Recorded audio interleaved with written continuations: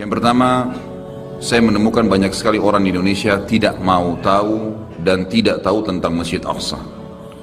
Sehingga mereka bisa dikatakan minim sekali menghubungkan antara doanya dengan Masjid Aqsa ini atau memohon kepada Allah agar memberikan kemenangan kepada mereka. Dari sisi lain, juga media banyak sekali membesar-besarkan permasalahan sehingga umumnya kaum muslimin takut untuk datang ke sana. Takut karena ada keributan, takut karena tidak ada keamanan. Saya perlu menyampaikan jemaah sekalian bahwasanya memang betul Palestina sedang dijajah oleh orang-orang Yahudi. Semoga Allah memenangkan mereka. Sebagaimana dulu Indonesia waktu dijajah oleh Jepang. Tapi kaum muslimin di Indonesia pada saat itu hidup. Mereka bertransaksi, mereka makan, mereka sekolah. Tapi ada penjajah dan mereka berusaha melawan. Begitulah keadaan saudara-saudara kita di sana. Dan mereka tetap makan, mereka berumah tangga, mereka berdagang, mereka bersekolah, semua lagi dijajah. Kita sebagai umat Islam harus menyadari bahwasanya mereka saudara kita. Nah, kita harus tentu menolongnya dengan doa, dengan harta dan juga dengan jiwa kita. Dari sisi lain, selain memang dasarnya di sana muslimin sedang tertindas dan mereka punya dua alasan yang sangat mutlak kenapa mereka harus mempertahankan diri mereka di sana, dan juga kenapa kita harus membantu mereka. Pertama, karena Islam, mereka muslim. Tidak mungkin orang Islam membiarkan saudaranya tersakiti. Nabi SAW mengatakan orang muslim seperti satu jasad. Kalau satu luka, sedikit luka maka akan membuat seluruh tubuh itu demam. Wajar kita memikirkan saudara kita di sana dan kita tidak bisa menerima penjajahan itu. Alasan yang kedua, karena memang asli penduduk Palestina yang sedang dijajah sekarang, mereka orang asli penduduk suku Finiki dan suku Kan'an. Ini dua suku Arab yang asalnya ada memang di Palestina, penduduk aslinya. Jadi selain mereka muslim mempertahankan karena agama mereka dicoreng, maka mereka juga penduduk asli. Orang-orang Yahudi yang datang itu tiba di Palestina pertama kali pada saat memang Musa alaihissalam keluar dari Mesir, selamat dari Fir'aun lalu masuki Palestina. Itu pertama kali orang Yahudi menginjakkan kakinya di Palestina. Jadi sebelumnya sudah ada dua suku asli turunan Arab yang dulunya beragama Kristen. Pada saat suku Romawi atau kebangsaan Romawi berkuasa, setelah datang Umar bin Khattab di tahun 14 Hijriah menguasai Palestina, maka pada saat itulah umat Islam menguasai wilayah itu dan seluruh masyarakatnya masuk Islam kecuali sebagian kecil yang tetap beragama Nasrani. Jadi ada alasan secara agama kenapa kita harus membela mereka, kenapa kita harus mengetahui beritanya, baik secara penduduk juga secara hubungannya dengan hukum syar'i, berhubungan dengan masalah Masjid Aqsa. Masjid Aqsa ini saudaraku, selain penduduknya memang muslim yang harus kita bela, punya fadilah yang banyak dilupakan oleh kaum muslimin. Yang pertama adalah Masjid Aqsa, masjid kedua yang dibangun setelah Masjid Haram Mekah. Disebutkan dalam riwayat Sahih, riwayat Bukhari, bahwasanya Abi Dzar radhiyallahu anhu bertanya kepada Nabi SAW, ya Rasulullah, masjid manakah yang paling pertama dibangun di muka bumi? Kata Nabi SAW, Masjid Haram Mekah. Kemudian Abi Dzar bertanya, apa lagi ya Rasulullah, masjid yang mana lagi setelah itu? Kata beliau SAW adalah Masjid Aqsa, dan Aqsa ini artinya jauh.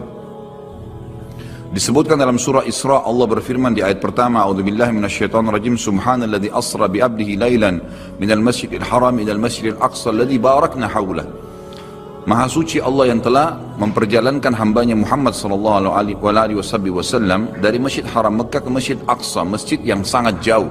Karena pada saat itu jaraknya antara Masjid Haram dan Masjid Aqsa kalau menunggangi kuda tercepat sebulan. Jadi sangat jauh yang telah kami berkahi di sekitarnya. Baik, yang kita ini titik beratkan di sini teman-teman sekalian, Abi Dzar berkata, kata Nabi SAW, Masjid Aqsa masjid yang kedua. Kata Abi Dzar, berapa tahun antara keduanya? Kata Nabi SAW, 40 tahun. Artinya dia masjid yang kedua. Hadis yang kedua menyebutkan dalam fadilah Masjid Aqsa adalah hadis yang masyhur, yang sahih, di mana Nabi SAW juga riwayat Bukhari bersabda, tidak boleh orang mengunjungi masjid secara khusus kecuali 3 masjid. Masjid Haram Mekah, masjidku ini di Madinah, masjid Nabi SAW, dan juga Masjid Aqsa. Jadi masuk di dalamnya Masjid Aqsa ini. Juga dalam hadis berhubungan dengan masalah itikaf, kata Nabi SAW, itikaf yang paling afdal ada di 3 masjid. Di masjidku ini, di masjid Mekah yang ada Ka'bah, dan masjid Ilya atau masjid Aqsa. Fadilah yang lain adalah hadis Nabi SAW yang berbunyi, Abi Dzar berkata, kami telah berselisih, kami sedang berdiskusi di antara sahabat-sahabat Nabi di masjid Nabi SAW di Madinah, lalu kami berkata satu sama yang lain, mana yang lebih afdal ya, solat di masjid ini atau solat di masjid Aqsa? Maka Nabi SAW keluar lalu berkata, solat di masjidku ini 4 kali lipat dibandingkan masjid Aqsa.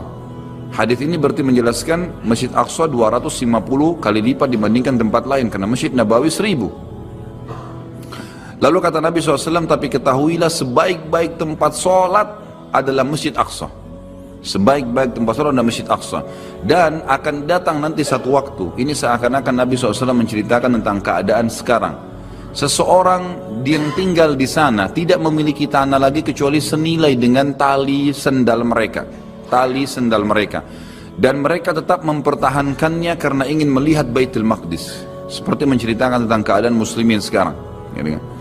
Lalu kata Nabi SAW, ketahuilah tanah sekecil itu pun di masjid di sekitar Baitul Maqdis, sekitar Masjid Aqsa, senilai dengan tali sendal, artinya sangat murah. Tali sepatu kalau kita beli sekarang anggap 10.000 rupiah. Senilai itu pun tanah kita milikin di sana karena ingin melihat Baitul Maqdis, kata Nabi SAW, lebih baik daripada dunia dan seluruh isinya. Ini fadilah yang jarang orang dengar, gitu kan?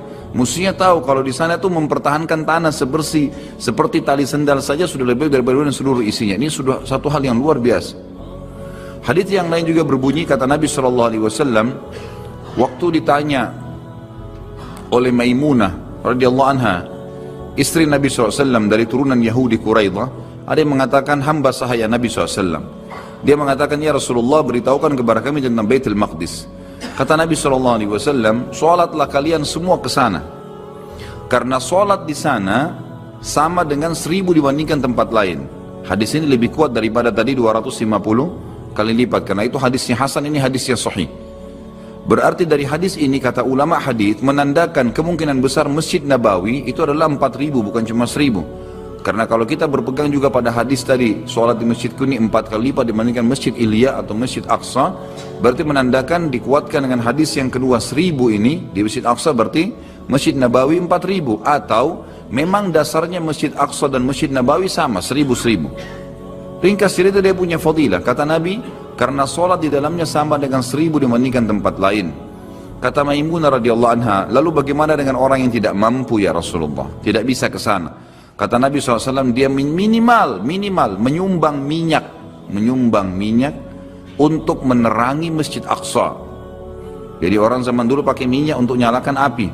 Minimal menyumbang minyak, karena siapapun yang menerangi Aqsa sama pahalanya dengan sholat di dalamnya.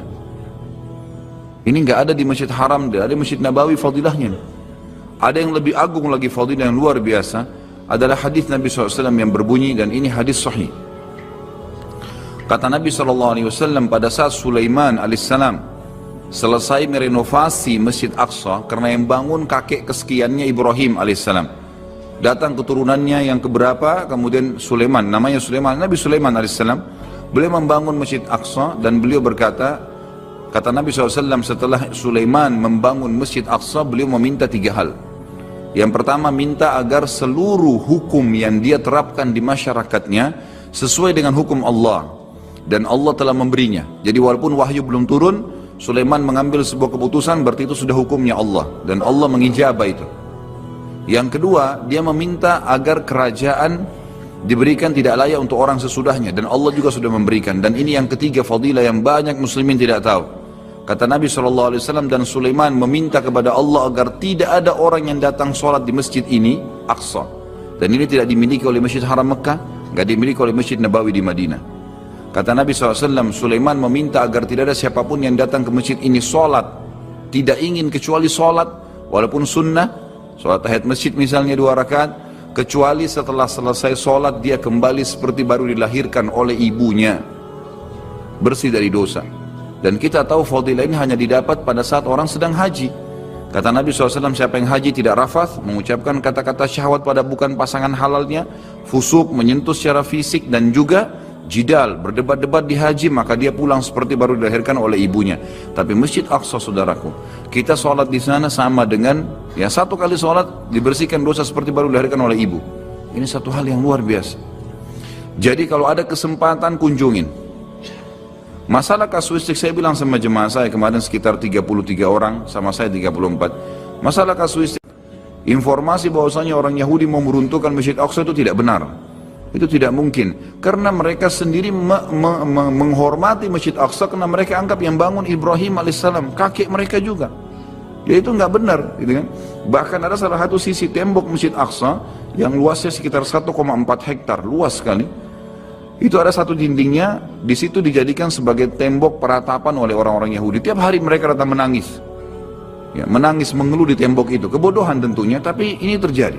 Jadi mereka bukan merubuhkan, malah mereka mensucikan tempat itu. Mereka mensucikan. Dari sisi lain, pada saat kita masuk, kita bisa sholat di sana mendapatkan fadilahnya.